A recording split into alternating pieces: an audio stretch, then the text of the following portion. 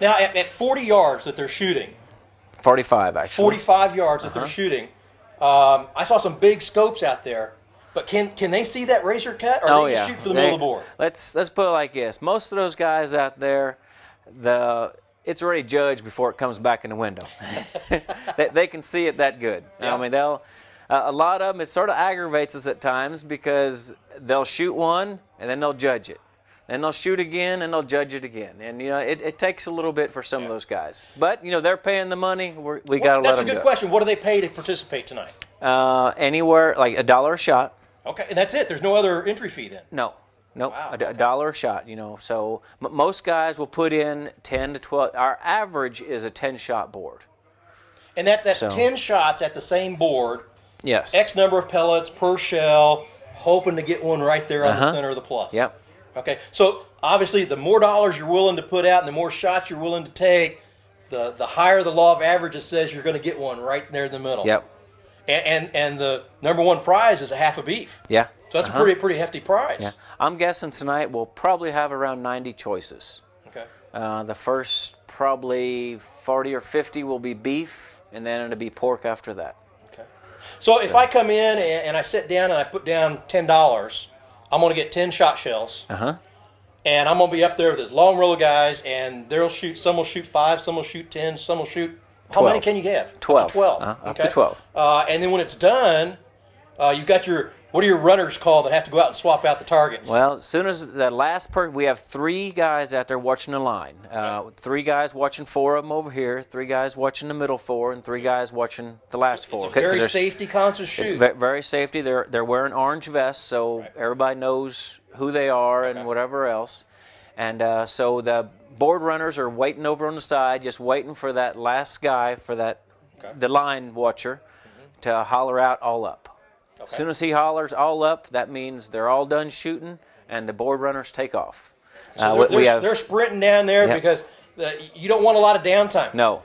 You start shooting at 8 o'clock tonight, and you're going to go until 6 a.m. in the morning before you award prizes. So you want to get how many rounds are we going to get in? 120 rounds tonight? 121. 121 rounds tonight. 121 rounds. And they'll probably shoot, like I said, years ago when they did not have the modified guns like they do now and the big scopes, and then we shot probably 17, 18 rounds an hour.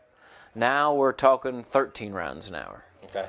So they're taking longer to sight in with their scopes. Yes. And, So those we have 2 board runners that run out. Okay. One of them goes and gets the boards, and one of them puts the new ones out. Yeah, they're just, one's taking off, one's putting on, and they just work right down the line. Everybody's got their name on their board, so I'm assuming that's how they get it back. It goes 1 through 12. The number 1's on top and 12's on the bottom. They just keep putting them on there. A BB is 6/64 across, and this slide here, each line is a 64th inch apart, and each line on it is a 5/1000th of an inch thick.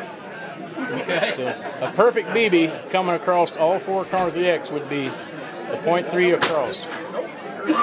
But it's very rare you find a perfect 3/0. But right now we got a 1/8, a 1/3, a 1/2 in the window. What does a potential winner look like here? Well, right now here's the best we got. That is a 1/8. Okay, and what am I looking at right here? Yeah.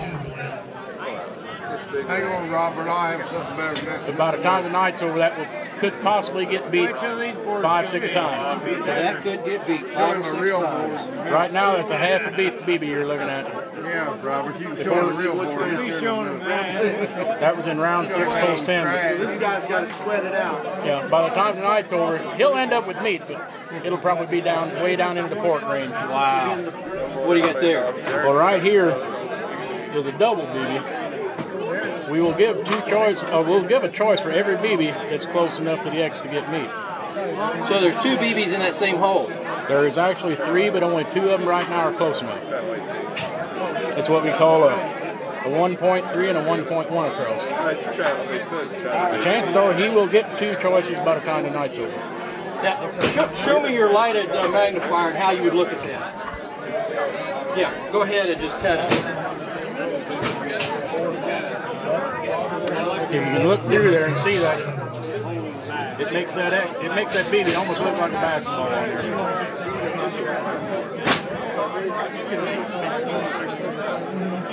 But if you watch here in a little bit, I'll come through and mark these out. Well, there you go. We're in Celestine, Indiana, just west of Patoka Reservoir, and we're here Thanksgiving Eve for the community shoot. And we're going to go back out and check in with some of the shooters and see how they're doing.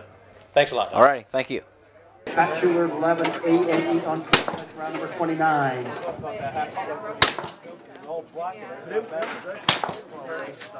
8 foot long and the barrel 6 foot. Have you shot this kind of a shoot before? Yeah. You like doing it? Yeah. What is it? Is it just fun with long guns? Yeah. Have you ever won anything? No, but I almost won $639. Oh my gosh, that's been great. Round number 30, Wendell Kelly. Yeah, me too.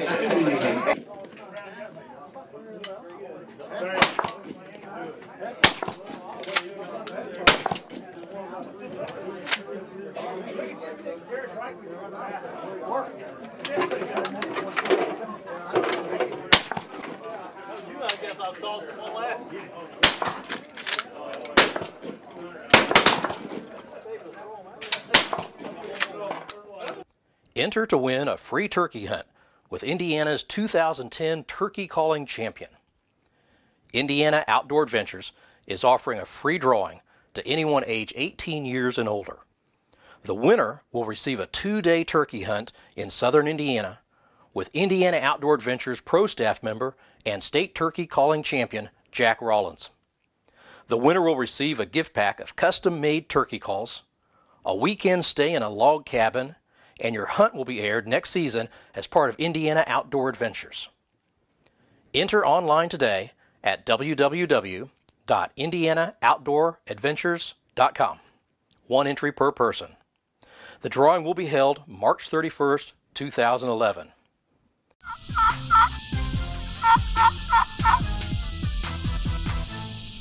Man, I've been all over this farm. There ain't a bird in 5 miles of this place. Hey man, obviously that ain't working. Try this Derby City call, Old Girl Striker. Take it for a ride. Now that's what I'm talking about. Check out our complete product line at derbycitycalls.com. Derby City, it's your call. Follow Indiana Outdoor Adventures online with Facebook, Twitter, and our website. Stay up to date with our exciting adventures as we're out in the field filming and meeting new people. From news updates and announcements to Twitter posts by co-host Troy McCormick. Why wait until the next season of shows when you can follow us as we're filming them? Join us online to get the most current news on Indiana Outdoor Adventures. High-Tech Firearms and Training is your southern Indiana source for all of your hunting and shooting supplies and firearms. We have a fully stocked selection of handguns, rifles, shotguns, knives, ammunition, bows, and archery supplies. Firearm training and personal protection classes are offered by NRA certified instructors in our in-house training center.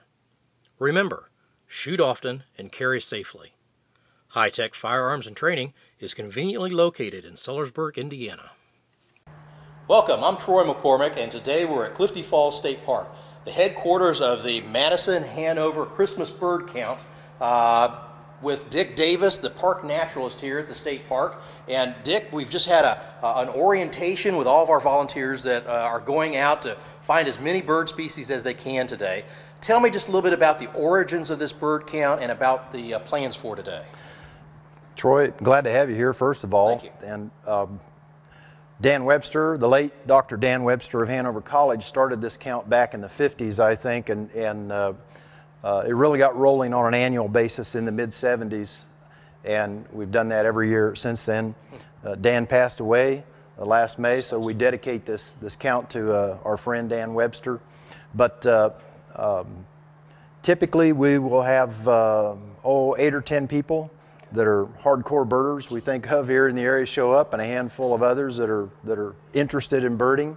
And we have really a great group today. You saw them, and it's New Year's Day. It's New Year's Day. And it's raining outside. Yep. And we've got one of the bigger groups you've had in years. Well, birding has come a long way, I think, as a pastime and as a hobby and just a general interest in resource stewardship. So I tip my hat to all the folks that came out today to count birds. We hope to see 50 species of birds because it's raining. Right. On a normal week, or rather a day of counting, we would like to have maybe 60. And I think probably the low 60s has been our top, something like that. Okay. How many species total over the last, 40, 50 years they've been counting? What's the master list like? I think 101 species have been recorded throughout the duration of the count. Okay. That of course, is kept. This count is a part of the National Audubon Society's count that's continent-wide during the holiday period. So the Christmas bird count is being done all over the country in what kind of, is it a 2-week window? 3 week. 3 week roughly. window. Yeah, about a week before, well, mid-December until just after New Year's usually. Now, and we're not just counting here at the state park. We're close to the epicenter of your radius that you count. Tell me a little bit about the geographic boundaries of where your counters are going today. The center of our count is just north of Hanover, about a mile north of the town of Hanover. So southwest of here, the count is a circle 15 miles in diameter, 7.5 mile radius, and the center of it actually is out just west of the fairgrounds here on Highway 256. Now, what do you do with your count? Once you compile everybody's list of what they see, they can count today and up to 3 days beyond today. And then you compile the list, and then where does it go, and how could you access it? It's entered online with the National Audubon Society's Christmas bird count database. Anyone can go there. You can pull that up, and their software will generate maps for you. Wow. So for researchers, this is a pretty good database. So now I could log online, and I could find the Hanover Madison bird count. You could search for it that way. You can search for it by name, or you can look at any individual state and see all the counts that are conducted within a state, and then go to each one of those and pick it apart. That's great. Well, I'll tell you what, Clifty Falls is a great place to come anytime, but we're here on New Year's Day, and I think it's time we get out in the field and join up with some of the birders and get this count going. We hope to see bald eagles and peregrine falcons in the count, wild turkey, 50 species, waterfowl. We're going to count along the Ohio River.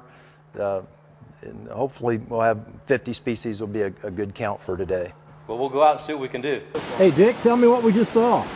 We saw a belted kingfisher, and I think it was a male. The female has a brown stripe across the breast. I didn't see one in this bird, so that means it would be a male. Tell me about your phone call too from your other team. Just got a phone call from the Hanover River Road, that's the River Valley team, and they report an adult bald eagle down there. So that's really a nice find for the count. We expect to find them, but we don't always. So it's really a nice thing. It's been a tough day birding today here at Clifty Falls State Park. The rain has stopped, but it's still wet, damp, and windy, and the birds are holding tight. We have seen some in interesting species, and we hope the other parties that are out see some as well. And we'll see what the final count comes out to be. That's all we have for today, so join us next time right here on Indiana Outdoor Adventures.